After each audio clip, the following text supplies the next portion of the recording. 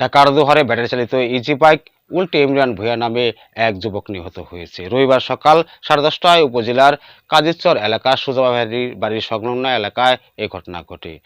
নিহত ইমরান শ্রীনগর উপজেলার বাগড়া ইউনিয়নের বালুচক এলাকার এসাক বয়ের ছেলে। স্থানীয় সূত্রে জানা যায়, রবিবার সকালে জয়পাড়া বাজার থেকে একজন মহিলা যাত্রী নিয়ে নারিশার উদ্দেশ্যে রওনা দেয় ইমরান। দোহার বাজার পার হয়ে উপজেলার সুজাবাহারির বাড়ি সংলগ্ন এলাকায় পৌঁছলে একটি কুকুর সড়ক পার হওয়ার জন্য দৌড় দেন। সেই কুকুরটিকে বাঁচাতে গিয়ে ইমরান ব্রেকে চাপ দিলে ইজি বাইকটি উল্টে যায়।